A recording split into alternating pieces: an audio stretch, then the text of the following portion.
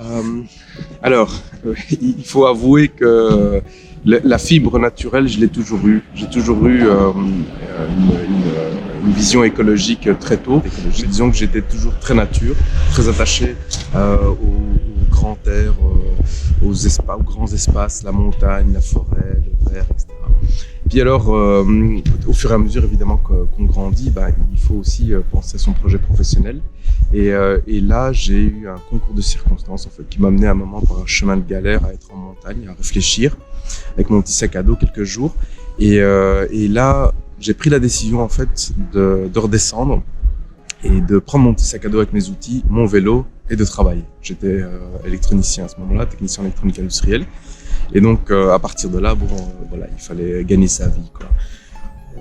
J'ai donc commencé comme ça, et en ayant dans l'optique d'acheter une camionnette après. Et alors, on était en pleine vague climato-sceptique, machin truc, réchauffement climatique et tout. Et donc, dans ma tête, toutes ces idées sont bousculées, et je me suis demandé, tiens, si j'allais pas continuer comme ça et proposer un service technique écologique pour le bâtiment. Alors à partir de là, ça a été plus facile parce que pour moi, j'ai acheté un vélo adapté, j'ai du matériel aussi adapté, donc c'était quand même beaucoup plus confortable pour transporter les outils, etc. Malgré tout, il y avait quand même une gêne, c'est-à-dire que débarquer chez les clients à vélo, en tant qu'électricien, c'était pas tout à fait normal, quoi. Donc j'étais un peu gêné de savoir ce qu'ils allaient en penser, etc. Mais finalement, non. En fait, le fait de résoudre le problème électrique, c'est l'essentiel. Et puis le fait d'être jeune, de se débrouiller comme on pouvait avec son vélo, etc., ça attirait plutôt un côté sympathique. Donc en fait, ça a bien fonctionné et ça m'a motivé plus.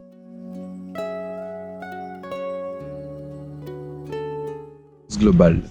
Donc pour répondre à cette question, ce qui serait intéressant, c'est de redéfinir l'écologie. Parce que justement, ce que je pense, c'est qu'aujourd'hui, on est enfermé dans une vision erronée de l'écologie, une définition qui est vraiment limitative. Alors on va voir aujourd'hui des comportements naître à partir de là, on achète bio, on est éco-responsable, etc., etc. Mais en fait, la définition première de l'écologie, c'est le lien qui existe, le lien subtil qui existe entre le vivant et son environnement à travers toutes ses composantes. Donc c'est vraiment global, quoi. Moi, j'ai vécu cette démarche écologique de manière très intuitive au début. Et donc, c'était vraiment lié à ma façon d'être en rapport avec le monde et les choses, les humains. Donc, j'ai eu une vision, dès le départ, assez générale, assez globale. Le côté vert, c'était un aspect de ma personnalité, mais j'étais aussi très lié à la relation à l'autre, etc. Et donc, dans ma façon de faire, il fallait que tout ça soit en équilibre, quoi.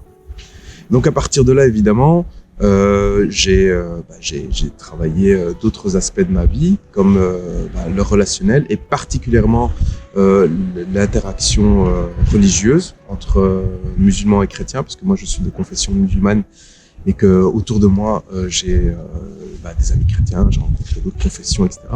Donc il est apparu clair pour moi qu'il fallait construire quelque chose de ce côté-là. Évidemment, à côté de ça, j'ai aussi participé au développement d'autres projets, comme des projets éducatifs, dans le cadre du scoutisme par exemple.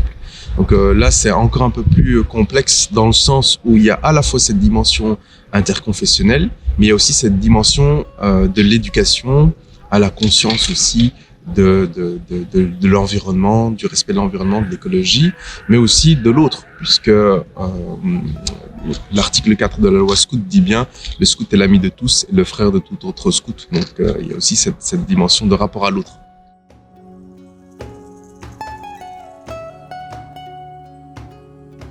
Alors sur le plan personnel, je dois quand même situer, à mon avis, si je fais un bilan personnel, je dois vraiment situer cette réflexion à un carrefour. C'est-à-dire qu'effectivement, la vie est là pour nous secouer de temps en temps quand on a tendance à s'endormir, hein, et qu'on passe à côté de sa vie quelque part et qu'on est à côté de ses pompes. Et je crois que c'est ce grand moment aussi de galère où j'ai été en montagne pour réfléchir, c'était un peu l'occasion de méditer tout ça, quoi. Je suis de tradition soufie et je crois sincèrement que cette démarche, cette approche spirituelle a eu une conséquence profonde ou une raison profonde au niveau de ces initiatives. C'est-à-dire que le soufisme, c'est quand même un état de conscience qui est suscité aussi. C'est une éducation justement de l'être. Et le fruit de cette éducation, m'a fait poser des questions et m'a fait me positionner dans ce monde. Donc je crois que effectivement, ce qui s'est passé dans cette méditation en montagne, ça a été de me repositionner intérieurement à l'abri de toute perturbation quelque part, parce que c'est une forme de retraite finalement. Et mon éducation soufie m'a permis de me positionner, de redescendre avec cette aventure, ce projet, etc., d'équilibre. Et donc à partir de là, de tenter d'apporter les réponses. Parce que vivre, c'est aussi répondre à un appel quelque part, quelque chose qui est plus fort que nous. Et je suis bien content d'avoir pris ce temps finalement. En découvrant la nature, c'est notre propre nature qu'on découvre.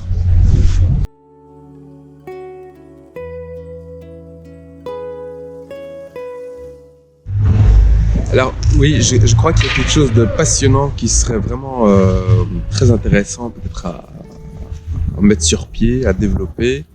C'est de réfléchir vraiment dans le fond de l'intelligence écologique, une intelligence globale, et de vraiment arriver à mettre en lien un tas de compétences différentes pour faire quelque chose de chouette. Alors ça peut être quelque chose sur le plan local, sur le plan mondial, je ne sais pas exactement, mais j'ai toujours en tête cette idée du champ de fleurs où il y a une grande diversité de fleurs, de plantes, etc. Et tout ça est beau, quoi. Donc si on pouvait arriver à réfléchir ensemble, chacun là où on est, pour quelque chose de commun, ce serait génial.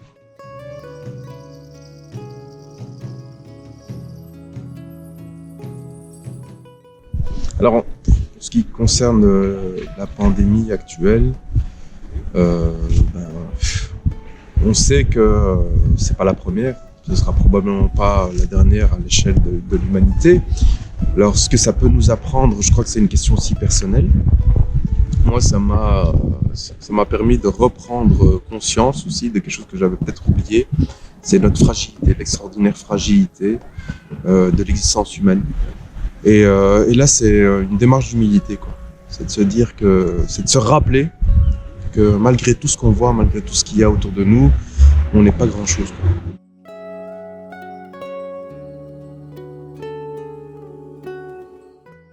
Alors, s'il y a une question que j'aimerais qu'on me pose, je pense que ce serait celle-ci. Abdelila, où est-ce que tu comptes aller avec ton petit vélo ? Et là, j'ai envie de répondre, je sais pas. Je sais pas et ça me va très bien, je veux pas savoir.